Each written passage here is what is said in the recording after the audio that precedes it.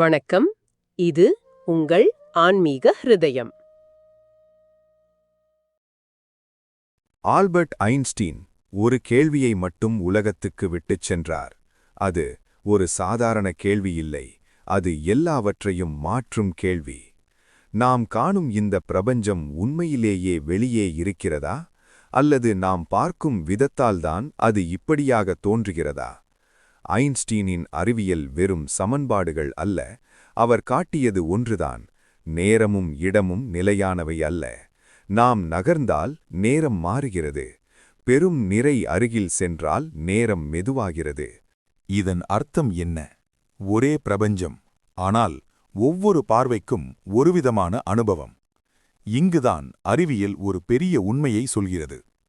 பார்ப்பவர் இல்லாமல் பார்க்கப்படும் உலகம் அதேபோல இருக்காது. ஐன்ஸ்டீன் சொன்னது போல நாம் பொருளை மட்டுமே அளவிடவில்லை, அனுபவத்தையே அளவிடுகிறோம். ஒளி கூட நாம் கவனிக்கும்போதுதான் துகளாக மாறுகிறது. கவனிக்கவில்லை என்றால் அது அலை போலவே இருக்கிறது. இதுதான் குவாண்டம் சயின்ஸ் சொல்லும் அதிர்ச்சி. கவனம் உண்மையை மாற்றுகிறது. அப்படியானால் இந்த பிரபஞ்சம் நம்மை தவிர்த்து தனியாக இருக்கிறதா, அல்லது நாம் அனுபவிக்கும் விதத்திலேயே உருவாகிறதா? ஐன்ஸ்டீன் இதை ஆன்மீகமாக சொல்லவில்லை, ஆனால் அவர் திறந்த கதவு ஒன்றுதான்: உலகம் என்பது அனுபவம், அனுபவம் என்பது பார்வை. இதற்கு அப்பால் உள்ள விடை அறிவியலின் எல்லையை தாண்டி அத்வைதத்தின் திசையில் மெதுவாக நம்மை அழைத்துச் செல்கிறது. நாம் நிமிர்ந்து பார்க்கும் வானம் ஒரு வெறுமையான வெளி அல்ல, அது ஒரு மாபெரும் கால இயந்திரம். நீங்கள் இரவில் நட்சத்திரங்களை பார்க்கும்போது நிகழ்காலத்தை பார்க்கவில்லை, கடந்த காலத்தையே பார்க்கிறீர்கள். ஏனென்றால் அந்த நட்சத்திரங்களின் ஒளி நம்மை வந்து சேர பல ஆயிரம் ஆண்டுகளாகின்றன. ஒருவேளை அந்த நட்சத்திரம் இப்போது அங்கே இல்லாமல் கூட இருக்கலாம், ஆனால் அதன் கடந்த காலம் இன்றும் நம் கண்களில் ஒளிர்கிறது. சூரியன் மறைந்துவிட்டது என்று நாம் நினைக்கும்போது உண்மையில் அது மறைந்து 8 நிமிடங்களாகிவிட்டன. நாம் பார்ப்பது நடந்து முடிந்த நிழலைத்தான். இந்த பிரபஞ்சத்தில் இப்போது என்று எதுவும் இல்லை, எல்லாமே கடந்து போனதின் பிம்பங்கள்தான். அடுத்த அற்புதம் இன்னும் ஆழமானது. அறிவியல் சொல்கிறது, ஒரு அணுவில் 99.9% வெறும் வெற்றிடம்தான்.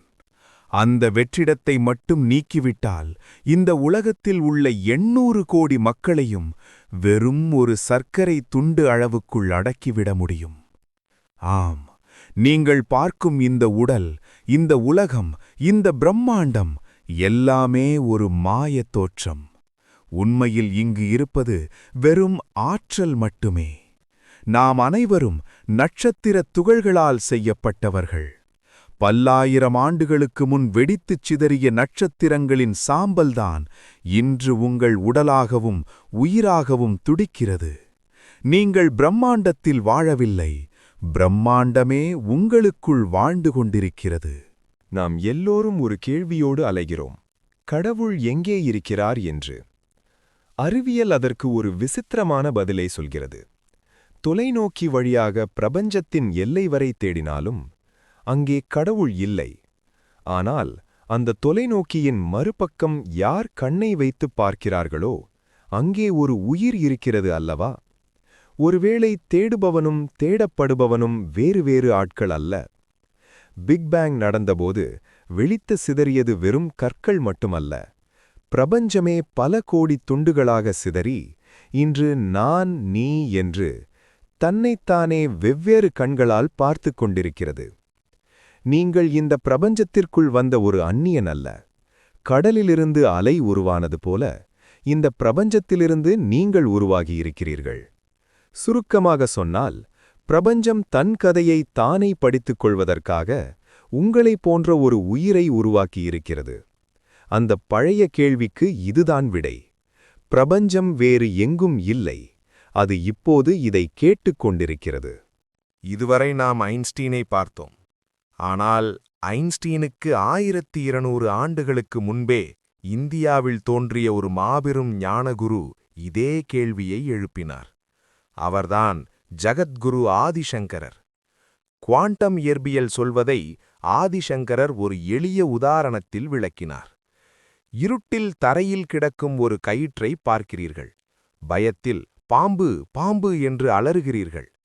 அந்த நொடியில் உங்கள் இதயத் துடிப்பு எகிறுகிறது, வியர்க்கிறது. நிஜமான பாம்பை பார்த்தால் என்ன நடக்குமோ அது எல்லாம் உங்கள் உடலில் நடக்கிறது. ஆனால் விளக்கை போட்டவுடன் தெரிவது என்ன? அங்கே பாம்பு இல்லை, இருந்தது வெறும் கயிறுதான். இங்கு ஆதிசங்கரர் முன்வைக்கும் கேள்வி இதுதான். விளக்கு வருவதற்கு முன் அங்கே தெரிந்த பாம்பு உண்மையானதா பொய்யானதா?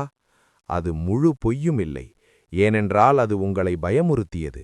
அது முழு உண்மையும் இல்லை, ஏனென்றால் வெளிச்சத்தில் அது மறைந்துவிட்டது. இந்த உலகம் அந்த பாம்பை போன்றதுதான். மாயை என்பது இதுதான், இல்லாத ஒன்று இருப்பது போல தோன்றுவது. அறிவியல் இன்று சொல்கிறது, பொருட்கள் என்று எதுவும் இல்லை, எல்லாமே ஒரே ஆற்றலின் வடிவங்கள் என்று. இதைத்தான் சங்கரர் பிரம்மம் என்றார். ஒரு தங்கச் சங்கிலி இருக்கிறது, ஒரு தங்க மோதிரம் இருக்கிறது. சங்கிலி சொல்கிறது, நான் நீளமாக இருக்கிறேன். மோதிரம் சொல்கிறது, நான் வட்டமாக இருக்கிறேன். இரண்டுக்கும் இடையில் சண்டை. ஆனால் அந்த இரண்டு உருவங்களையும் உருக்கிவிட்டால் எஞ்சி நிற்பது என்ன? வெறும் தங்கம் மட்டுமே. உருவங்கள் மாறலாம், பெயர்கள் மாறலாம், ஆனால் அடிப்படை உண்மை சப்ஸ்டன்ஸ் மாறுவதே இல்லை. சங்கரர் சொன்னார், அலைகள் பலவாக இருக்கலாம், ஆனால் நீர் ஒன்றுதான். பானைகள் பலவாக இருக்கலாம், ஆனால் களிமண் ஒன்றுதான். உயிர்கள் பலவாக இருக்கலாம், ஆனால் உள்ளே இருக்கும் உணர்வு ஒன்றுதான். சங்கரர் நம்மை சிந்திக்க வைக்கும் இன்னொரு இடம் கனவு. நேற்றிரவு நீங்கள் ஒரு கனவு கண்டீர்கள். அந்த கனவில் உங்களை ஒரு புலி துரத்தி இருக்கலாம். நீங்கள் பயந்து ஓடியிருப்பீர்கள். அந்த கனவுக்குள் இருக்கும் வரை அந்த புலி 100% உண்மையானது. ஆனால் விழித்தவுடன், அட, இது கனவுதானே என்று சிரிக்கிறீர்கள். சங்கரர் கேட்கிறார், விழித்தவுடன் கனவு எப்படி பொய்யாகிவிட்டதோ, ஞானம் வந்தவுடன் இந்த விழித்திருக்கும் வாழ்க்கையும் பொய்யாகிவிடும். நாம் இப்போது காண்பது ஒரு நீண்ட கனவு. மரணம் அல்லது ஞானம் நம்மை இந்த கனவிலிருந்து விழிக்க வைக்கும். ஐன்ஸ்டீன் சொன்ன டைம் அண்ட் ஸ்பேஸ் இந்த கனவுக்குள் மட்டும்தான் வேலை செய்யும். விழித்தவனுக்கு காலமில்லை. கடைசியாக ஆதிசங்கரர் நமக்கு தரும் மிகப்பெரிய பரிசு இதுதான். நாம் எல்லோரும் நம்மை ஒரு சிறிய உடலாக நினைத்துக் கொண்டிருக்கிறோம். நான் சிறியவன், இந்த பிரபஞ்சம் பெரியது என்று பயப்படுகிறோம். ஆனால் சங்கரர் முகத்தில் அறைவது போல சொல்கிறார், தத்துவம் அசி. அதாவது, நீ எதை தேடுகிறாயோ அதுவே நீதான். வானத்தை பார்த்து கடவுளே என்று கத்தாதே. அந்த குரல் எங்கிருந்து வருகிறதோ அங்கே பார். நீ அலை இல்லை, நீதான் கடல். நீ உடல் இல்லை, நீதான் பிரபஞ்சம். ஐன்ஸ்டீன் தேடிய விடை சங்கரரின் அமைதியில் முடிவடைகிறது. அறிவியல் வெளியே தேடியதை அத்வைதம் உள்ளே கண்டுபிடித்தது.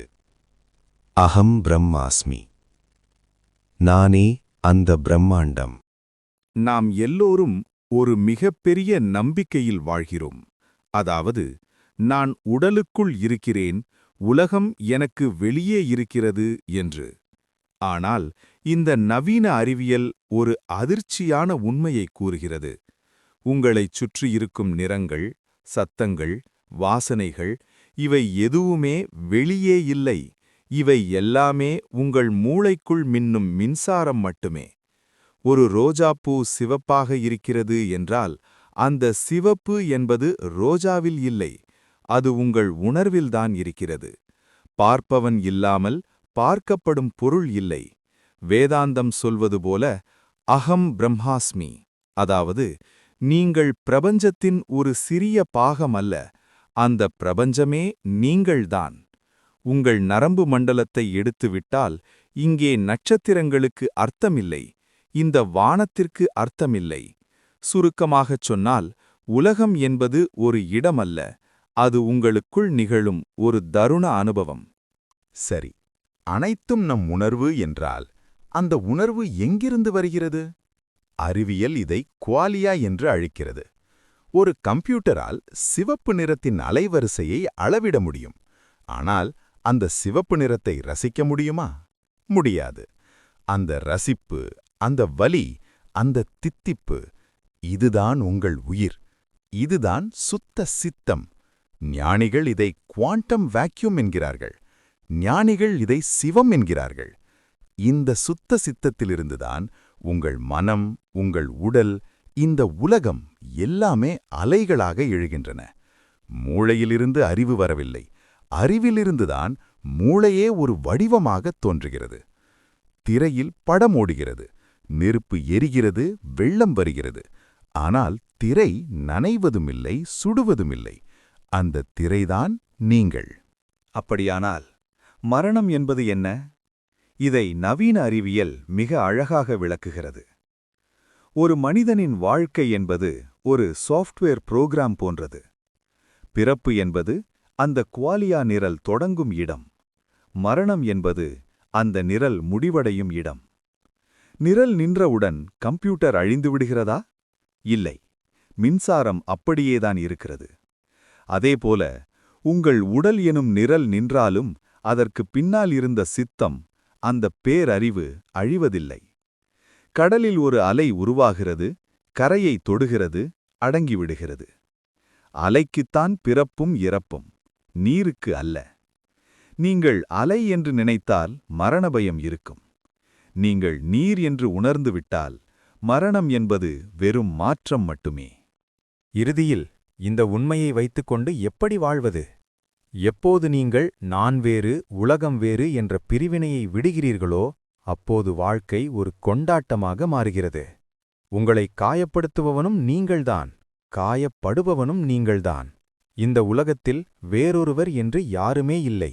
இருப்பது ஒரே ஒரு சித்தம் மட்டுமே. அதுவே பல கோடி முகமூடிகளை அணிந்து தன்னோடு தானே பேசிக் கொண்டிருக்கிறது. அந்த முகமூடியை கழற்றிப் பார்த்தால் அங்கே இருப்பது ஆதிசங்கரர் சொன்ன அதே பேரமைதி. You are not in the universe, you are the universe. நீயே பிரபஞ்சம். शिवोऽहम्